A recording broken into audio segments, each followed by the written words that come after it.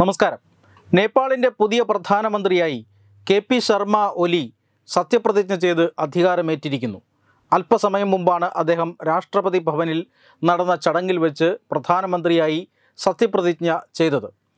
രാഷ്ട്രീയമായ അസ്ഥിരത മുഖമുദ്രയായ ഒരു രാജ്യമാണ് നേപ്പാൾ. നേപ്പാളിനെ സംബന്ധിച്ചിടത്തോളം 2008 രാജഭരണത്തിൻ്റെ അവസാനം കുറിക്കുന്നത്. അതിനുശേഷം 16 വർഷം കടന്നു പോകുമ്പോൾ നേപ്പാളിലുണ്ടായത് 13 മന്ത്രിസഭകളാണ്. ഏതാണ്ട് ഓരോ വർഷം കൂടുന്തോറും നേപ്പാളിൽ പുതിയ മന്ത്രിസഭകൾ മാറി മാറി വരുന്ന ഒരു രാഷ്ട്രീയ സാഹചര്യമാണ്. ആ രാഷ്ട്രീയ സാഹചര്യം തന്നെയാണ് ഇപ്പോൾ നേപ്പാളിൻ്റെ ഏറ്റവും വലിയ വെല്ലുവിളിയും. ഇപ്പോഴിതാ 2024 മാർച്ചിൽ അധികാരമേറ്റെടുത്ത പുഷ്പ കമൽ ദഹൽ എന്ന പ്രധാനമന്ത്രിയുടെ കീഴിലുള്ള സർക്കാരിൻ്റെ ഭരണം അവസാനിപ്പിച്ചുകൊണ്ട് കെ.പി. ശർമ്മ ഒലി പുതിയ പ്രധാനമന്ത്രിയായി സത്യപ്രതിജ്ഞ ചെയ്യുന്നു. കെ.പി. ശർമ്മ ഒലി നേപ്പാളിലെ ഒരു കമ്മ്യൂണിസ്റ്റ് പാർട്ടി നേതാവാണ്. നേപ്പാളി കോൺഗ്രസിൻ്റെ സഹകരണത്തോടു കൂടിയാണ്, അല്ലെങ്കിൽ നേപ്പാളി കോൺഗ്രസുമായി ചേർന്നുകൊണ്ടാണ് പുതിയ മന്ത്രിസഭ രൂപീകരിച്ചിരിക്കുന്നത്.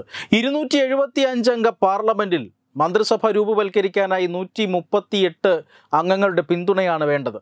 എന്നാൽ ഇപ്പോൾ കഴിഞ്ഞ തെരഞ്ഞെടുപ്പനുസരിച്ച് നേപ്പാളിലെ ഒരു കക്ഷിക്കും കേവല ഭൂരിപക്ഷം കിട്ടിയില്ല.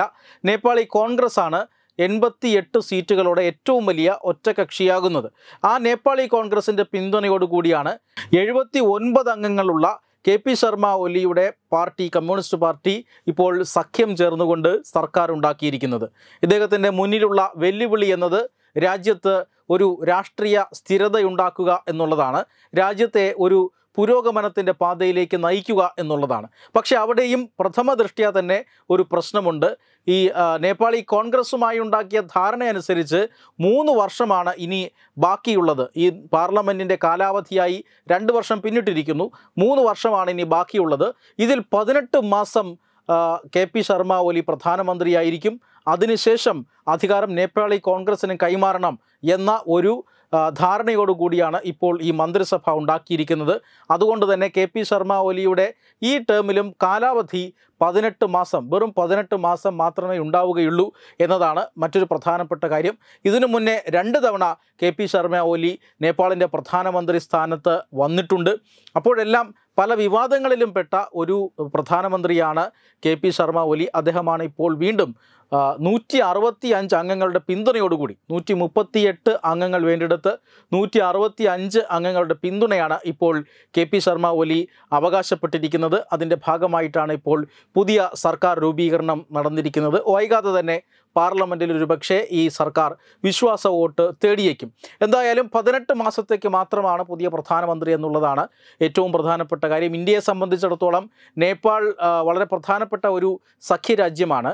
ലോകത്ത് നിലവിലുണ്ടായിരുന്ന ഒരേ ഒരു ഹിന്ദു രാഷ്ട്രമായിരുന്നു നേപ്പാൾ. പക്ഷേ ഹിന്ദു രാഷ്ട്രം എന്ന പദവി ഉപേക്ഷിച്ചുകൊണ്ട് ഒരു മതേതര ജനാധിപത്യ രാഷ്ട്രമായി നേപ്പാൾ പിൽക്കാലത്ത് മാറുകയായിരുന്നു. ഇപ്പോഴും പഴയതുപോലെ ഹിന്ദു രാഷ്ട്രമായി പ്രഖ്യാപിക്കണമെന്ന് ആവശ്യപ്പെട്ടുകൊണ്ട് പല പ്രക്ഷോഭങ്ങളും നടക്കുന്നുണ്ട്. എന്തായാലും രാഷ്ട്രീയമായ അസ്ഥിരത ഇപ്പോഴും ആ രാജ്യത്തെ വേട്ടയാടുകയാണ്. മറ്റൊരു പ്രധാനപ്പെട്ട കാര്യം, ചൈനയുമായി ഏറ്റവും അടുത്ത ബന്ധം പുലർത്തുന്ന കമ്മ്യൂണിസ്റ്റ് നേതാവാണ് കെ.പി. ഒലി ശർമ്മ എന്നുള്ളതാണ്. അദ്ദേഹം ഇതിനു മുന്നേയും പലതവണ പ്രധാനമന്ത്രി ആയിരുന്നപ്പോഴെല്ലാം ഒരു ഇന്ത്യ വിരുദ്ധ സമീപനം സ്വീകരിച്ചിരുന്നത് നമ്മൾ കണ്ടതാണ്.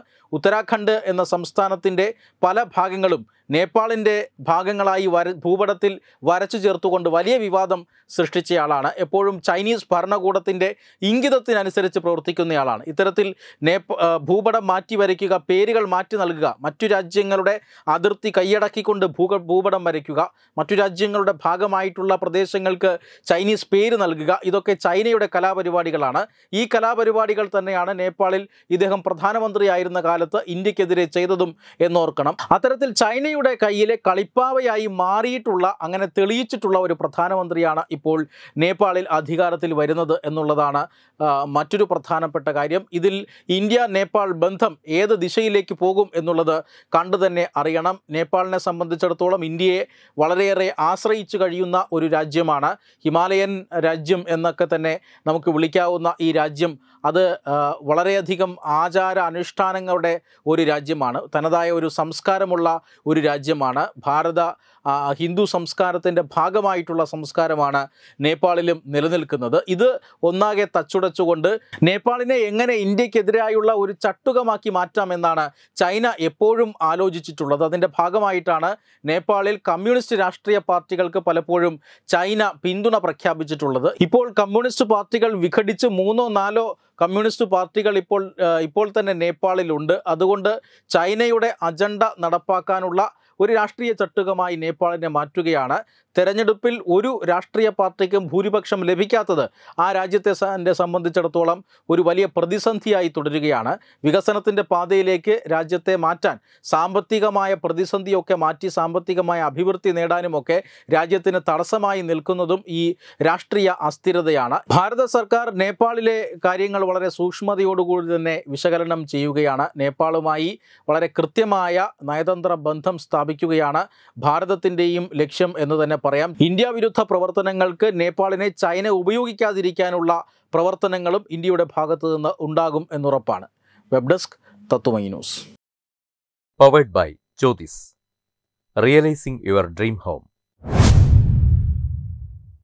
Our ongoing luxury apartments projects are Crown near Karivattam, The Square near UST Global, White Manor near Attigal Ambalathara, and Evergreens Luxury Villas near Tirumala. Call 90482 55599. Jyotis Building Promoters Private Limited, Thiruvananthapuram.